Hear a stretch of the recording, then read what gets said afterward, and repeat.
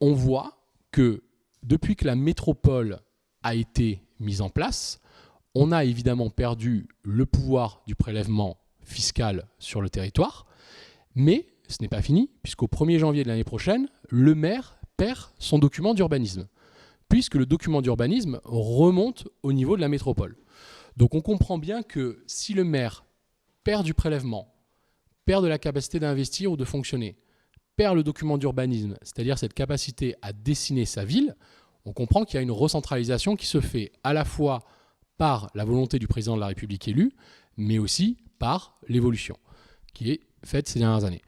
Et donc, le parlementaire qui ne peut plus être un député-maire, comme je disais en amont, qui ne peut plus être un sénateur-maire, ni même un adjoint au maire réglementaire parlementaire, va s'éloigner de ce territoire.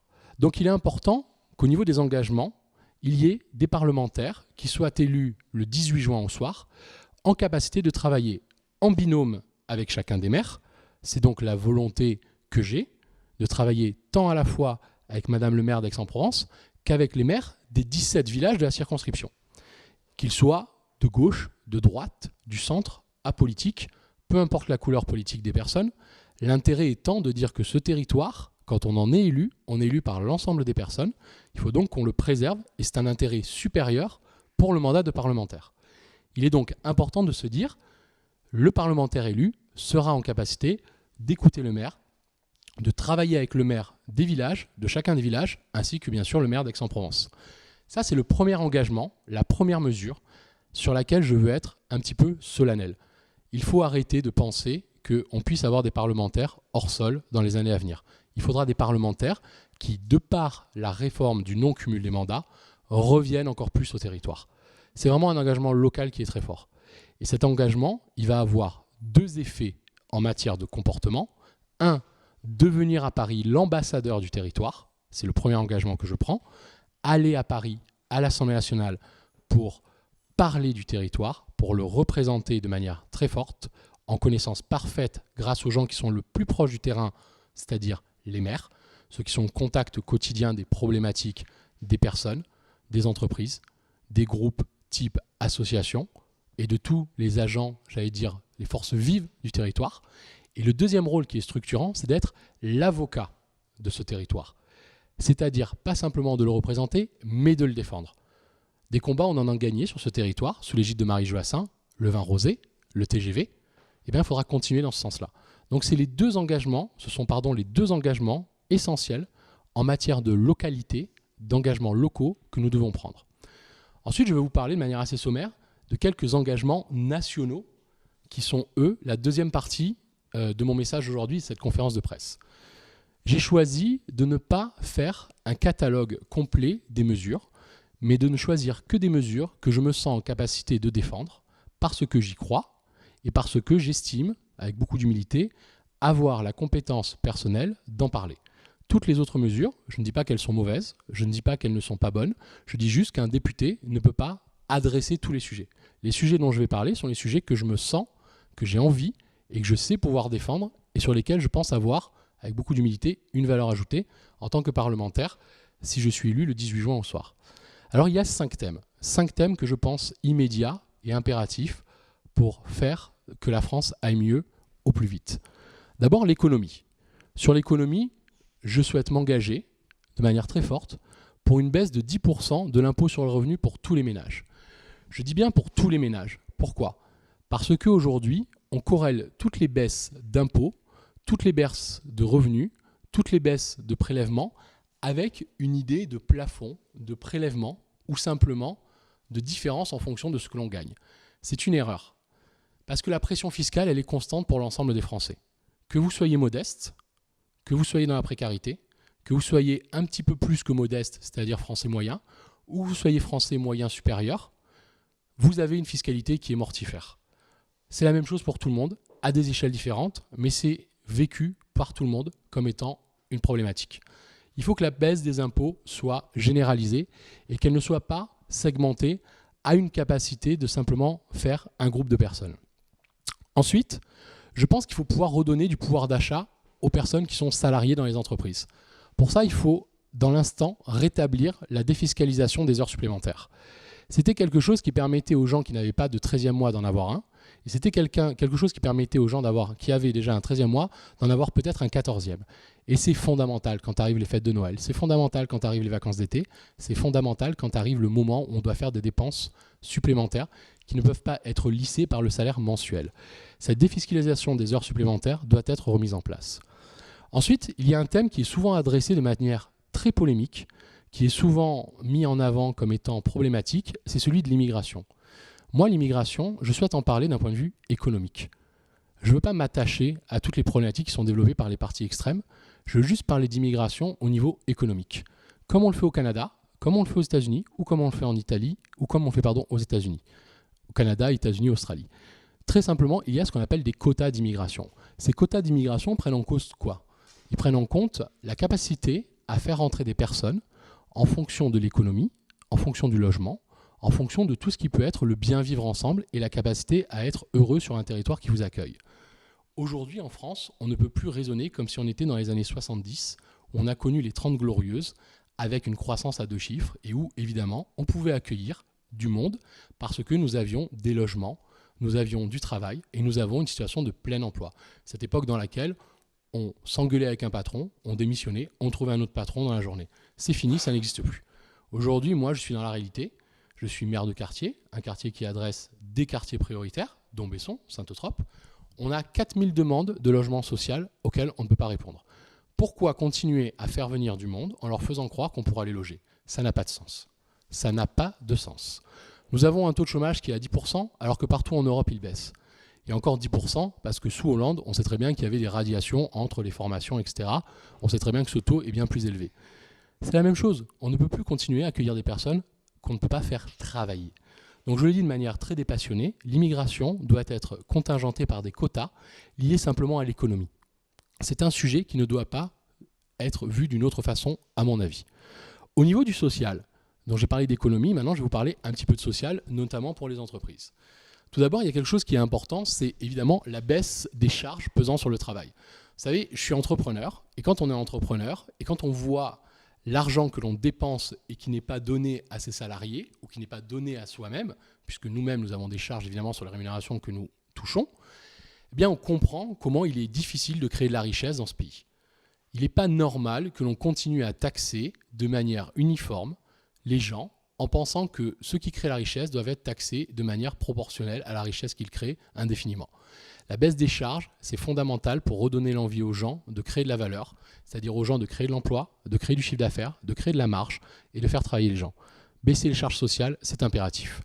Alors on parle souvent, et je suis tout à fait d'accord, de simplification du code du travail. Quand on a envie de faire bien à la télévision, on dit il fait 3000 pages, il devrait en faire 300.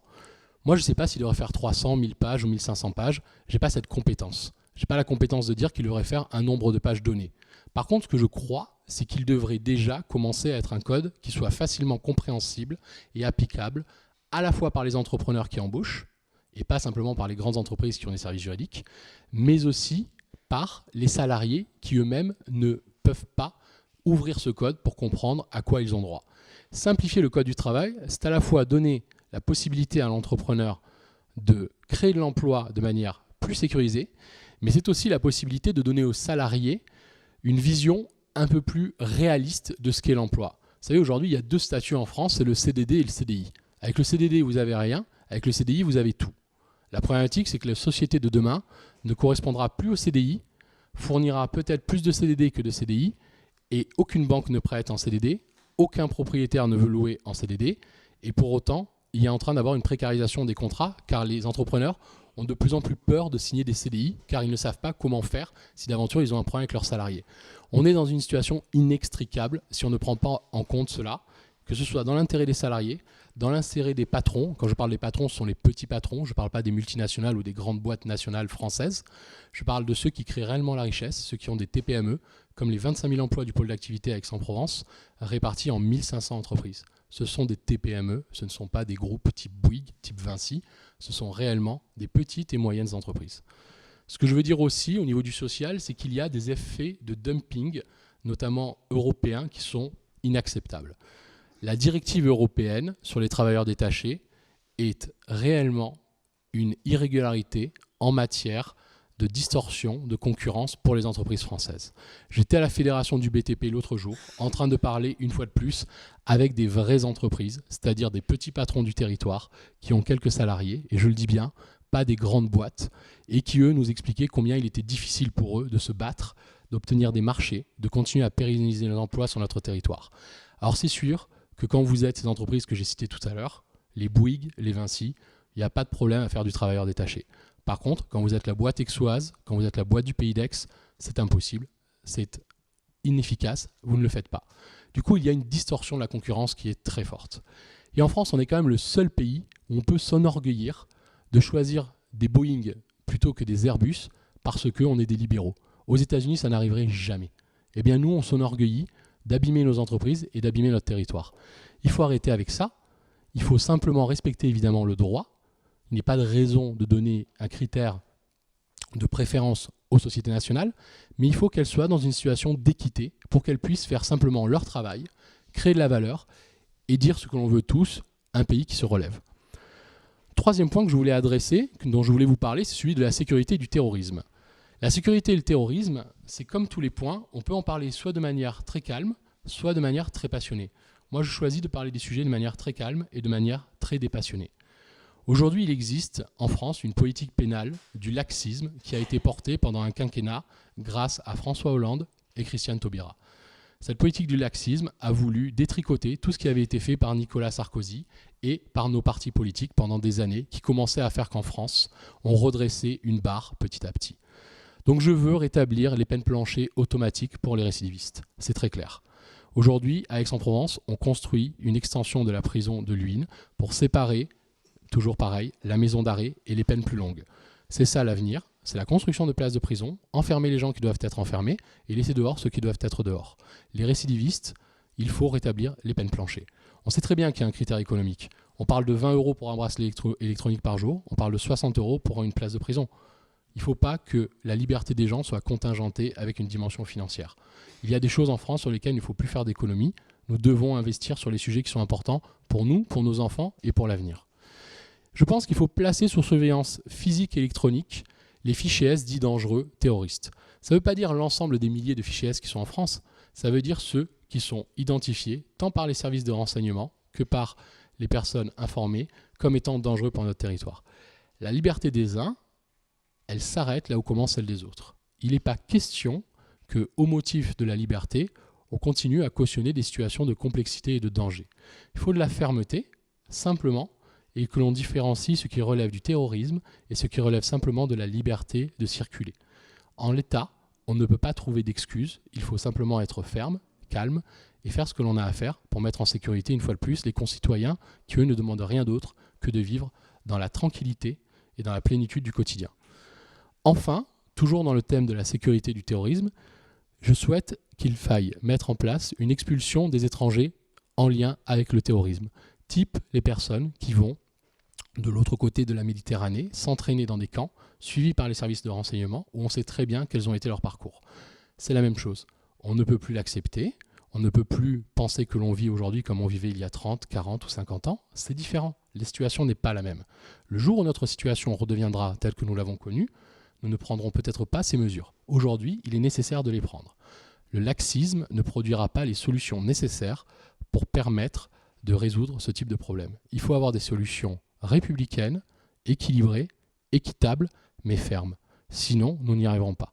Être député, être parlementaire à cet égard dans la période qui s'ouvre, c'est avoir aussi le courage de prendre des décisions et le courage de les défendre. Et pas d'être dans un grand ensemble qui, somme toute, dirait oui à tout, non à rien, parce qu'il serait gênant de répondre aux problèmes. Les problèmes, il faut y répondre. Si on veut un député, c'est pour répondre à ce type de problème et pour défendre ce territoire au niveau national. Quatrième point, c'est l'équité entre les Français. Vous savez, on a beaucoup parlé de la campagne et on a beaucoup parlé des classes moyennes. Je crois qu'il faut vraiment aller, et je le propose, sur le rétablissement de cette notion qui avait été évoquée pendant la campagne et aujourd'hui reprise, de 100% des remboursements pour les frais dentaires, pour les frais d'audition, ainsi que pour les frais visuels. Pourquoi ? Pas parce que ces frais-là sont du luxe, parce que ces frais-là, c'est-à-dire quand vous avez des problèmes de dents, quand vous avez des problèmes d'oreilles, quand vous avez des problèmes avec vos yeux, C'est à cause de cela que vous êtes désociabilisé. Vous rentrez dans la précarité, vous rentrez dans la complexité. Vous quittez simplement la simplicité de la vie. Parce que ces choses-là ne sont pas du luxe. C'est essentiel de vivre décemment avec ces 3 dispositifs que sont la vue, l'ouïe et simplement la capacité à s'alimenter normalement ou à pouvoir communiquer normalement. Ça paraît simple, ça paraît évident, mais c'est l'honneur de la France que de travailler sur ce type de sujet.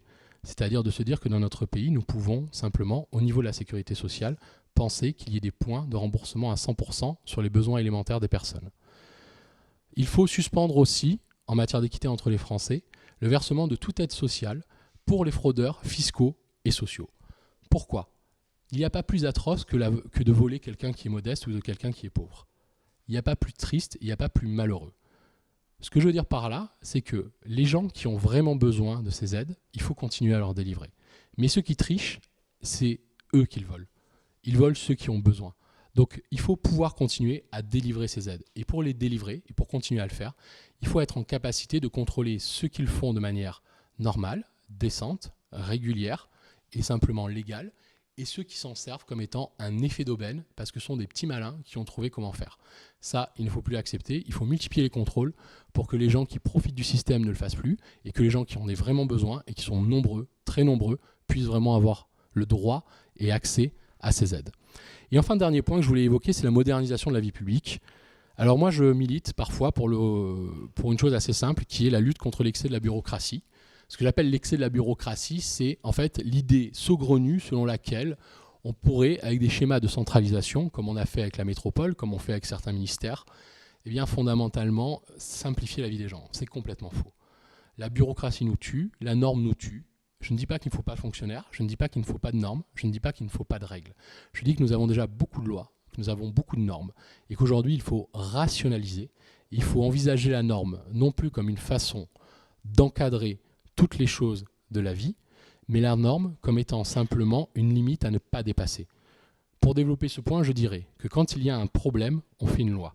Quand il y a quelqu'un qui est malhonnête, on fait une loi pour l'encadrer. Mais la problématique, c'est que le voyou, il transgressera toujours la loi, alors que la personne honnête, elle se rangera toujours derrière la norme. Et au plus on crée de normes, au plus on crée de règles, au plus la personne honnête est contingentée dans un petit quotidien. Mais par contre, la personne malhonnête, elle transgressera toujours la règle. Parce que elle, la règle, elle ne la regarde pas. Donc la norme et la règle qui consiste à empêcher la transgression de ce qui n'est pas acceptable n'a pas lieu d'être. Il faut renverser le système de la norme et être simplement sur une norme qui contingente à une limite minimum et maximum de ce qui peut être accepté dans la société.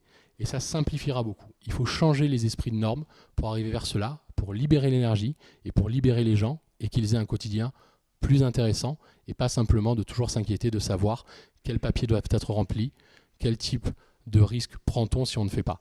La constitutionnalisation du principe de précaution a inversé complètement notre système de pensée, nous laissant croire qu'aujourd'hui, on ne peut plus vivre en prenant des risques. Mais la vie, c'est un risque, il faut l'accepter. Et être parlementaire, c'est chiffrer ce risque avec des lois et donner un cadre acceptable au risque pour chacun des sujets qui est adressé. La norme ne peut plus être une norme mortifère qui nous tue et qui tue l'initiative de tous les Français au quotidien. Et enfin, je milite aussi pour le nombre de parlementaires. Alors vous direz peut-être un peu étonnant pour quelqu'un qui n'est pas encore élu. Pourquoi je milite pour cela ? Non pas parce que c'est intéressant et que ça fait moderne de le dire, mais parce que je crois qu'il est vrai qu'aujourd'hui, les Français ont perdu partie confiance en les politiques. Et qu'il faut leur redonner confiance, non pas par des gages de bonne foi, mais par aussi des façons de voir différemment la politique. Il existe des circonscriptions en France qui sont complètement différentes, avec des nombres de villages immenses, d'autres avec beaucoup trop d'habitants, d'autres avec peut-être pas assez. C'est pas ça le sujet, c'est l'idée selon laquelle le Parlement est surreprésenté en nombre de personnes aujourd'hui. Voilà les quelques idées que je voulais développer. Il y en a bien d'autres, mais comme il me faut être quelque peu synthétique, j'ai voulu rester sur les 5 thèmes qui sont ceux qui relèvent de ma capacité à faire et de ma volonté d'intervenir. Car un mandat, ce n'est pas non plus une liste, comme je disais, sans fin. Ce n'est pas non plus une capacité à dire tout et n'importe quoi. Je ne prends que des points sur lesquels je m'engage parce que je pense y avoir une valeur ajoutée. Je vous remercie de votre attention et je vais laisser la parole à Marie Joassin et puis à Sophie Joassin par la suite, s'il y a des questions.